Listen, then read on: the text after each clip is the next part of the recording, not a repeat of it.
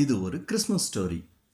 இயேசு கிறிஸ்து இந்த உலகத்தில் மனுஷனாக பிறப்பார் அப்படிங்கிறதுக்கு ஆதாரமான ஒரு முக்கியமான தீர்க்க தரிசன வசனம் என்னன்னு கேட்டிங்கன்னா, ஆதியாகமம் 49:10 சொல்லப்பட்டு இருக்கிற சமாதான கர்த்தர் வருமளவும் செங்கோல் யூதாவை விட்டு நீங்குவதும் இல்லை, நியாயப்பிரமாணிக்கன் அவன் பாதங்களை விட்டு ஒழிவதும் இல்லை அப்படிங்கிற வசனம் தான். இந்த வசனத்தில் 2 விஷயம் ரொம்ப தெளிவாக இருக்குது. ஒன்று, மேசியா வரும் வரை யூதா அரசாளும். அடுத்த 2வது என்னன்னு கேட்டிங்கன்னா, யூதர்கள் அரசாளாமல் சிறைப்பட்டு போவார்கள். ஸோ யூதர்கள் எப்போ சிறைப்பட்டு போவாங்க? ஆண்டவர் என்னைக்கு அவங்கள விட்டு கொடுக்குறாரோ அன்னைக்கு தான் சிறைப்பட்டு போவாங்க. ஏறத்தாழ ஒரு 2500 வருஷத்துக்கு முன்னாடி இஸ்ரவேலர்கள் ஆண்டவரை விட்டு பின்வாங்கி போயிட்டாங்க. அதனால் ஆண்டவர் ஒரு 400-500 வருஷம் அவங்கள அடிமையாக பாபிலோன், அசீரியா, ரோமானியர்கள் இந்த மாதிரி பேரரசர்கள் கிட்ட விட்டார். அதனால் இப்பத்துலேருந்து ஒரு 2000 வருஷத்துக்கு முன்னாடியே ஆண்டவர் மனுக்குலத்தை மீட்க மனுஷனாக இந்த உலகத்துக்கு வந்துட்டார். ஒருவேளை இன்னும் 2000 வருஷம் அவங்க ஆண்டவருக்கு பிரியமான ஒரு தாவீது ராஜா மாதிரி ஒரு ராஜா கீழே வாழ்ந்துருந்தாங்கன்னு வச்சுக்கோங்க. ஸோ அந்த யூத அரசாங்கமும் ஒரு இஸ்ரவேலர்களும் ரொம்ப பெருசாக பெருகியிருப்பாங்க பூமியில். ஆண்டவர் இப்போ தான் மனுஷனாக பிறந்திருப்பார். அப்படி ஒரு வேலை நடந்திருந்தால் எப்படி இருந்திருக்கும் அப்படின்னு ஒரு சின்ன ஒரு கற்பனை. இந்த மாதிரி சுச்சுவேஷனில் ஒருவேளை மேரி ஒரு சாஃப்ட்வேர் கம்பெனியில் ஒர்க் பண்ணிட்டு இருந்திருப்பாங்க. யோசேப்பு ஒரு கார்பெண்டராகவே இருந்திருக்காருன்னு வச்சுக்கோங்க. அவங்களுக்கு என்கேஜ்மெண்ட்லாம் முடிஞ்சு கல்யாணத்துக்கு வெயிட் பண்ணிருக்கும் போது அவங்களுக்குள்ள கான்வர்சேஷன் எப்படி இருந்திருக்கும்? ஹலோ, ஹாய், வேலையெல்லாம் எப்படி போகுது? கொஞ்சம் பிஸி தான். ஒரு கிளைண்ட் விசிட்காக ப்ரிப்பேர் பண்ணிட்டு இருக்கோங்க. ஓ, ஓகே. நம்ம ஹனிமூனுக்கு எங்கே போகலாம்? டர்க்கி, ஸ்விட்சர்லாந்து மாதிரி ட்ராவல் பேக்கேஜ் எதனா செக் பண்ணுவா? ஐயோ, நீங்கள் வேற, நம்மக்கிட்ட அவ்வளோ பணம்லாம் இல்லைங்க. நான் நம்ம வெட்டிங்காக லோன் அப்ளை பண்ணுறேன். ஹனிமூனுக்கும் சேர்த்து பண்ணிடலாம். இல்லைங்க, வேணாம். நீங்கள் உங்கள் ஃபர்ஸ்ட் ஒர்க்குக்கு பவர் டூல்ஸ் வேணும்னு சொன்னீங்கல்ல, அதை முதல்ல பாருங்கள். நம்ம கல்யாணத்துக்கு கூட சிம்பிளாக வச்சுக்கலாம். நம்ம கொஞ்சம் செட்டில் ஆகிட்டு இந்த டூர்லாம் போகலாமே. கண்டிப்பாக போகலாம். ஆனால் உனக்கு இந்த மாதிரி ஆசையெல்லாம் இருக்கும்ல? அதுக்கு என்னங்க பண்ண முடியும்? கடன் வாங்கி கல்யாணம் பண்ணிட்டோம்னா அதுக்கப்புறம் வாழவே கஷ்டமாயிடும். வீடு வாடகைலாம் ரொம்ப அதிகமாகிடுச்சு. நாளைக்கு பசங்களுக்கு ஸ்கூல் ஃபீஸ் கட்டணும், ரொம்ப செலவாகும். அதனால் கடன்லாம் ஆரம்பிக்க வேண்டாம். பயங்கர பொறுப்பாக பேசுகிறீங்க.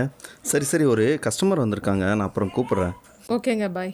அதுக்கப்புறம் கேப்ரியல் தூதன் மரியாள்கிட்ட முதல் முறையாக பேசும்போது எப்படி பேசியிருப்பாங்க? Hello Mary. என்னங்க, ஒரு மெசேஜ் வந்திருக்கு. ஆமாம், நான் இந்த லோன் ரெஃபரன்ஸ் இருக்குது, உன் நம்பர் தான் கொடுத்துருந்தேன். பேங்க்லேருந்து மெசேஜ் பண்ணியிருந்திருப்பாங்க. நீ அதை இக்னோர் பண்ணிடு, ஒன்றும் பிரச்சனை இல்லை. ஐயோ, அது இல்லைங்க. நான் நம்ம கல்யாணத்துக்கு முன்னாடியே கர்ப்பமாயிடுவேனா, மெஸ்ஸியா என்னோட வயிற்றில் பரப்பாரான் அப்படின்னு ஏஞ்சல் கிட்டேருந்து மெசேஜ் வந்திருக்கு. இவங்க இந்த மாதிரி ஸ்பேம் மெசேஜ் நிறைய இப்போ வருதுமா. நீ அது எதுவும் கண்டுக்காத. அந்த நம்பரை மட்டும் பிளாக் பண்ணிடு, பயப்படாத, ஓகேவா? ஓகேங்க.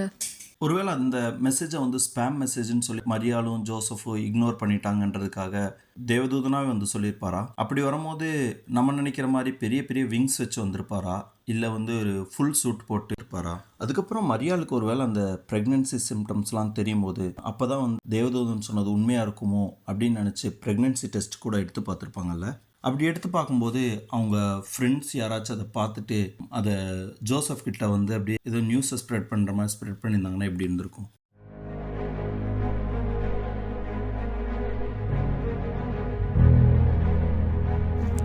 மரியாள் கல்யாணத்துக்கு முன்னாடியே கர்ப்பமாக இருக்கிறாங்கன்னு தெரிஞ்சதுக்கப்புறம் இந்த சொசைட்டி எப்படி ஃபேஸ் பண்ண போகிறோம், பேரண்ட்ஸ் எப்படி ஃபேஸ் பண்ண போகிறோம் அப்படின்லாம் பல மாதிரி நினச்சி இந்த கல்யாணத்தை பேசாமல் நம்ம நிப்பாட்டிடலாமா அப்படின்னு சொல்லி ஜோசப் திங்க் பண்ணிகிட்டு இருக்கும்போது அதே மாதிரி கேப்ரியல் யோசேப்பு கிட்ட இந்த மாதிரி சொல்லியிருப்பார்ல, நீ பயப்படாதேன்னு. ஆனால் ஏற்கனவே மரியாள் சொன்னதுனால இந்த டைம் ஜோசப் உடனே நம்பியிருப்பாருன்னு நினைக்கிறேன். அதுக்கப்புறம் மேரி தாங்க கர்ப்பமாக இருக்கிறத ஜோசப் கிட்ட அவங்களே இன்ஃபார்ம் பண்ண வந்திருப்பாங்கள்ல, அந்த சிச்சுவேஷன் எப்படி இருந்திருக்கும்?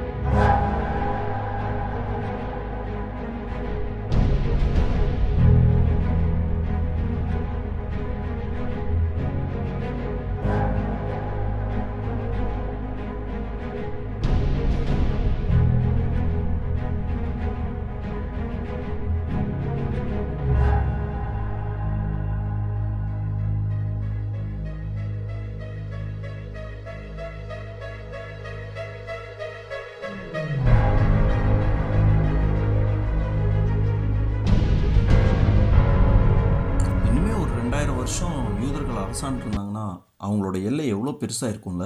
அப்போ திடீர்னு இந்த மாதிரி ஒன் இஸ்ரேல் எலெக்ஷன் அப்படின்னு சொல்லி எல்லாரும் சொந்த ஊருக்கு தான் போகணும் அப்படின்னு சொல்லும் போது யோசேப்பு வந்து லாஸ்ட் மினிட்ல ஏதோ தட்கல்ல ட்ரெயினை புக் பண்ணி ஒய்ஃபை வந்து நிறைமாத கர்ப்பிணியாக கூப்பிட்டு போவார்ல. யோசேப்பு பெத்லகேம் வந்ததுக்கப்புறம் ஆன்லைனில் எதுனா ஹோட்டல் ரூம்ஸ் கிடைக்குமா அப்படின்னு சொல்லி பார்த்துருப்பாரு. அப்புறம் மேரிக்கு வந்து டெலிவரி பெயின் வந்திருக்கும் போது அவங்க ஃபஸ்ட்டு ஊபர், ஓலா இந்த மாதிரிலாம் ட்ரை பண்ணி பார்த்துருப்பாங்க. எதுவுமே கிடைக்கலன்னு சொன்னதுக்கப்புறம் அதுக்கப்புறம் ஒரு ஆம்புலன்ஸில் புக் பண்ணுறாங்கன்னு வச்சுக்கோங்க.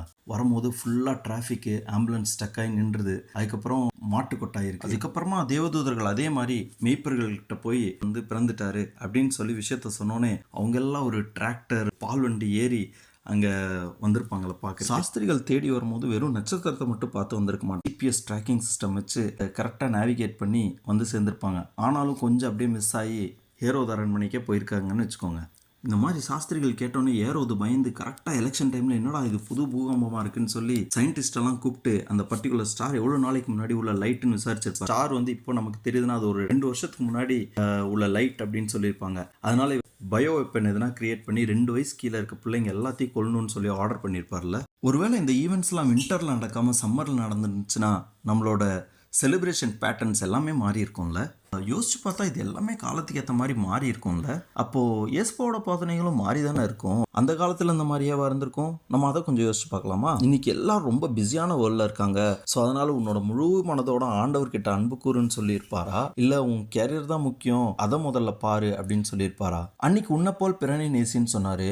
இன்றைக்கி எல்லாரும் apartment life, super fast life ஸ்டைலுன்னு ரொம்ப வேகமாக ஓடிட்டுருக்கோம். கண்டிப்பாக உன்னை போல் பிறனை நேசி அப்படின்றத சொல்லியிருக்க மாட்டார்னு நினைக்கிறீங்களா? நான் நினைக்கிறேன் கண்டிப்பாக வந்து உன்னை போல் பிறனை நேசின்னு தான் சொல்லியிருப்பார். ஏன்னா மற்ற எல்லா விஷயமுமே காலத்துக்கு ஏற்ற மாதிரி மாறிட்டே தான் போகும். ஆனால் ஆண்டவரோட போதனைகள் மட்டும் என்றைக்குமே காலத்தையும் கடந்து நிற்கும் வல்லமை வாய்ந்ததுன்னு நான் நினைக்கிறேன். ஆண்டவரோட போதனை கண்டிப்பாக மாறியிருக்காது. அன்னைக்கு அதிகாரத்தில் இருந்தவங்க, மதத்தின் பெயரை சொல்லி மக்களை ஏமாற்றிட்டு இருந்தவங்களை எல்லாம் சாட்டை வச்சு விளாசின மாதிரி ஆண்டவர் பேசினார்ல.